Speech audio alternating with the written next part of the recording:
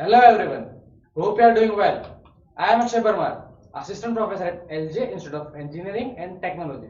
Welcome to the video tutorial series of data communication and the computer networks. Today we will discuss multiple access link and its one-type channel partitioning protocol. Let's discuss about today's outline for this video. First of all, we will discuss what is multiple access link and its type. After that, we will see its one type and its subtype, TDMA, FDMA and CDMA. All of you are enjoying the Wi-Fi, right? So you have one question arrived. How this Wi-Fi technology is working and how they are dividing its spectrum to use all of them. In today's era, everyone is enjoying the Wi-Fi, right? So you have one question arrived. How this Wi-Fi technology is allowing to access multiple user with the single router, right? The similar kind of way. And single mobile tower a single mobile tower is serving so many users in its spectrum, right? So how they are working? So for that, let us discuss about what is multiplexing first of all. So in that there are so many several sources are used are multiplexed and combined in the multiplexer. The multiple resources are combined together to share on the common channel. After that, at the receiver end, at the demultiplexer, that shared common channel, they get that channel, and after that they are dividing that so many sources in that, right? So the multiple access link is the one of the application of the multiplication, right? So there are mainly two types of the network link, right? Peer to peer. First of all, point to point link. A point to point link consists of a single sender at a one end of the link and a single receiver at the another end of the link, right? So this is the point to point link.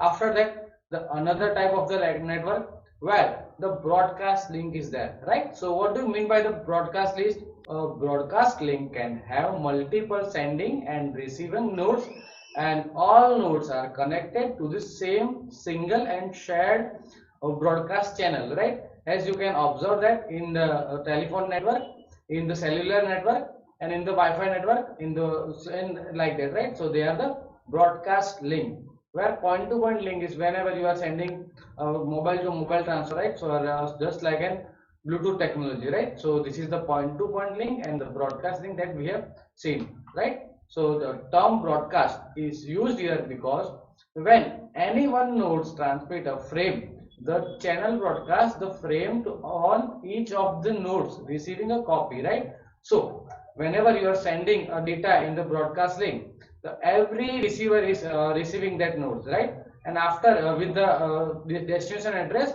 the one who needs that information, the one who is sending that information can only access that data, right? So that's how the broadcast link is working.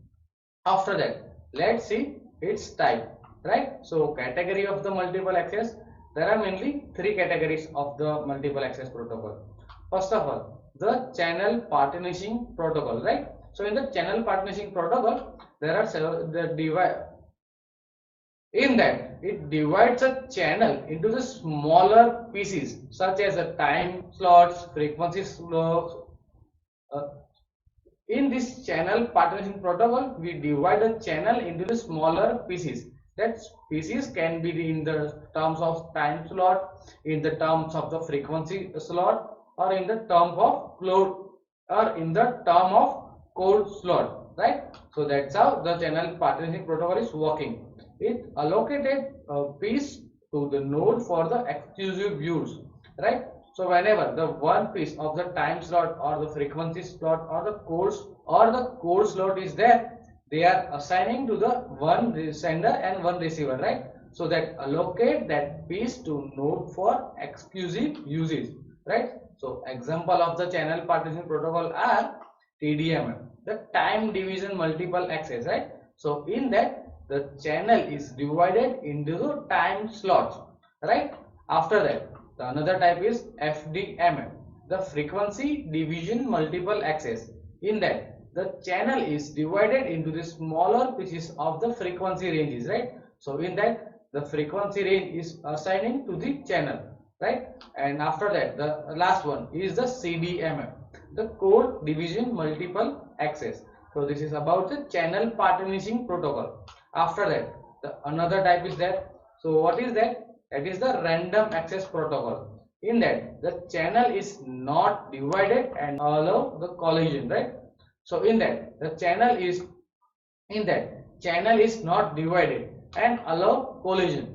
After that, they are recovering from the collision, right? So example of the random access protocol is MEC, the medium access control protocol, right? So pure aloha, slotted aloha, CSMS, CSMS CD and CSMS CD are the example of the random access protocol, right?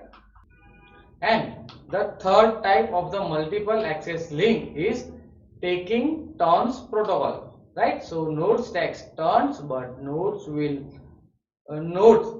take turn, but nodes with more to send can take longer turns, right? So this is about the taking turn protocol. Example of the taking turn protocols is the polling and token passing, right? So this is about the categories of the multiple access link, right? So first of all, we will see the TDMA, the time division multiple access. So what do you mean by the time division multiplexing, right? So first of all, suppose the channel supports n nodes and that transmission rate of the channel is Rbps, bit per second.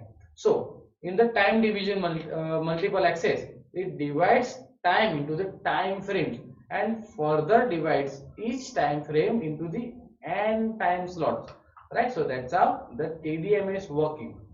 Each time slot is then assigned to the one of the n node, right? So let us discuss about how it's working. So in that, the time is divided into the 6 slot, and in this example, the time slot 1, 3 and 4 are assigned for the transmission, that they are divided into the n time slot, right? So that this time is divided into the time frame, right? So here we have the time frame, and the time frame is divided into the time slot. In that, in our example, we have taken a time frame, and this frame is divided into the 6 time slots. After dividing that time slots, each time slot is then assigned to the one of the nodes, right? So in this the time slot 1, 3 and 4 are assigned to the one of that nodes for the accessing, right? So example, the 6 station lane 1, 3 and 4 have packets, and slots 2, 5 and 6 are ideal because it is not assigned to any of the nodes, right? So there are the wastage of that time slot, right? So major drawbacks. First, a node is limited to the average rate of R by n bits per second, even when it is the only node with the packet to send, right? So right after that, the second drawback is that the node must always wait for its turn in the transmission sequence again, even when it is the only node with the frame to send, right? So in that, so let's take an example. If we have the only one node to send the data, right? The node 1 is sending the data. After that, all that 2, 3, 4, 5 and 6 are ideal slot, although the time slot that node has to wait for that its turn whenever it is taking in the next frame and its turn is there, right? So it have to wait. So there is the wastage of the time slot. This is the major drawback of the TDMA, the time division multiple access. Let's say by example. In our example, this is the frame, right? This frame is divided into the several chunks, right? So the time slot 1, time slot 2, time slot 3 and so on. So that frame is divided into the t second. So this is the frequency spectrum, right? And this frequency spectrum is divided into the time slot in the TDMA. After that, each time slot is allocated to the node, right? This is the node 1, this is the node 2, this is the node 3, this is the node 4, right? After that, time slot is allocated to the one dedicated node, right? Between the two time slot, we have the transmission interval. By that, we are avoiding the collision of that two frequencies, right, or two time slot, right? if we are not having that time in transmission interval, then it might be that time so that its data is collide, right? They are interfacing, right? So like that, the time division multiple access is working.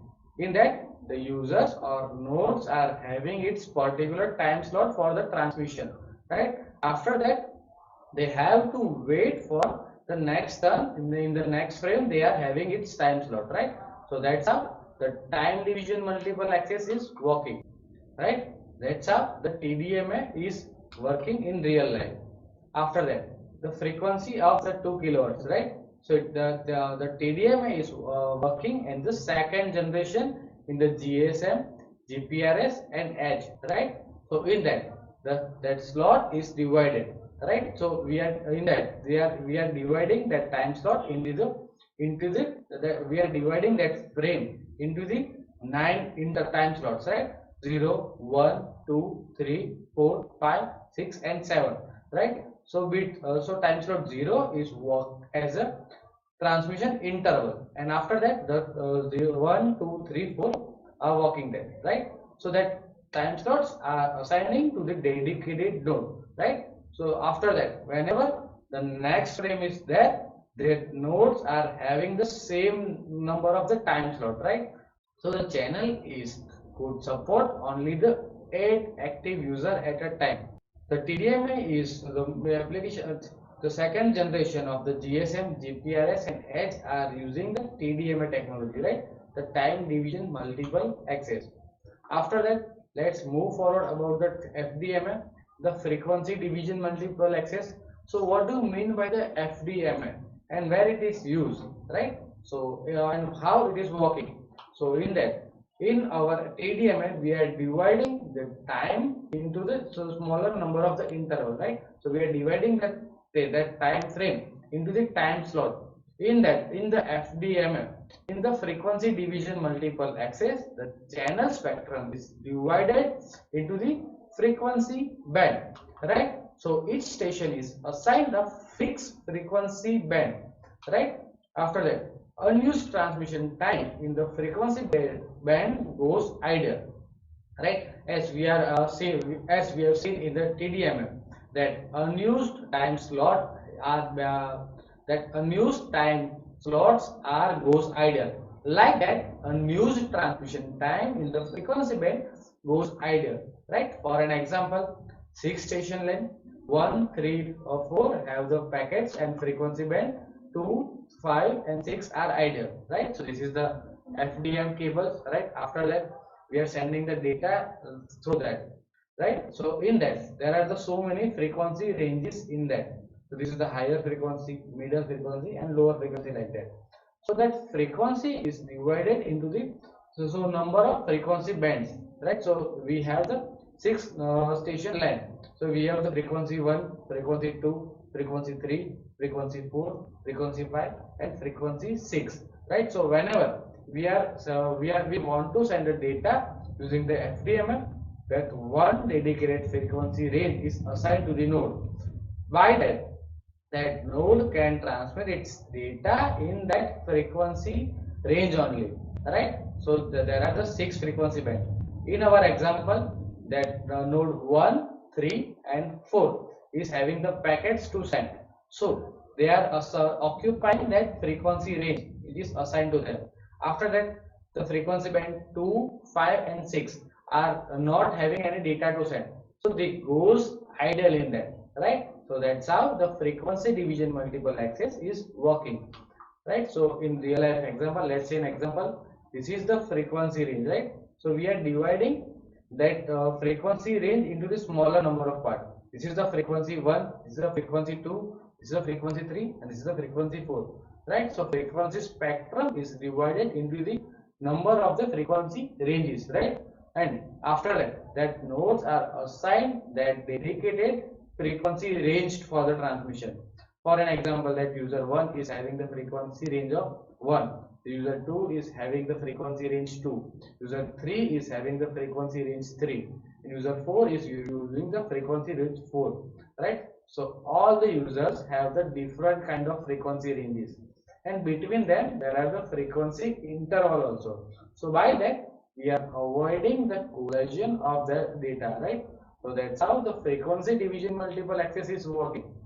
In the FDMA, the frequency is dividing in the smaller number of the ranges, right? So that frequency slots.